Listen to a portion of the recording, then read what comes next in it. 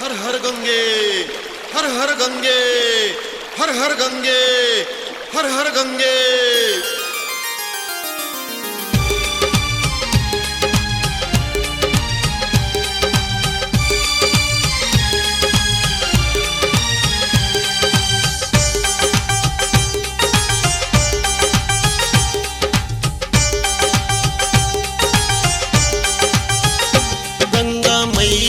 का पानी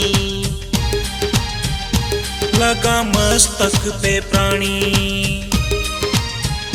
गंगा मैया का पानी लगा मस्तक पे प्राणी। तेरी संवर जाएगी बंदे ये जिंदगानी,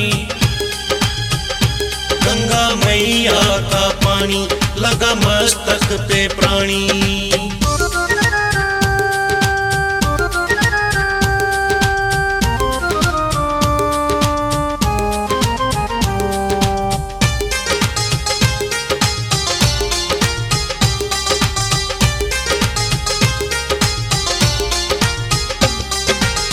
तन मन गंगा जल में भिगोले, जन्म जन्म के पाप तू धोले।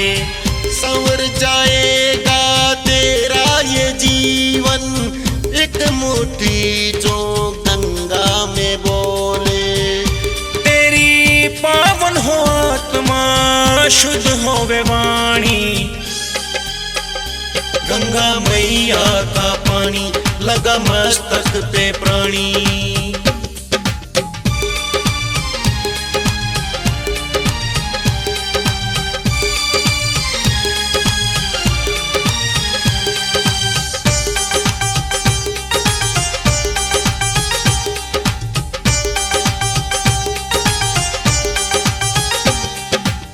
चली हिमालय के आंगन से, खुशियां भर के लाई दामन में।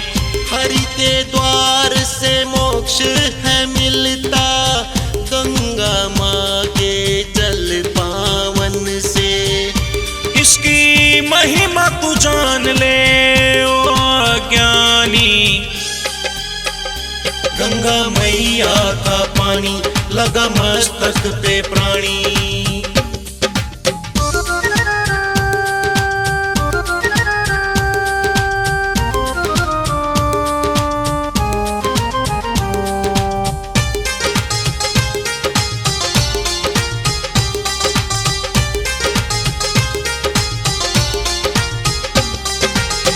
गंगा माँ पे जुल्म करो ना, गोद में इसकी जहर भरो ना। कब तक करोगे ममता को मैली, उस ईश्वर से कुछ तो डरो ना। राजीव राठी कहे गंगा माँ कल्याणी, गंगा मैया का पानी लगा मस्तक पे प्राणी। तेरी संवर जाएगी बंदे ये जिंदगानी, गंगा मैया का पानी लगा मस्तक पे प्राणी। गंगा मैया का पानी लगा मस्तक पे प्राणी।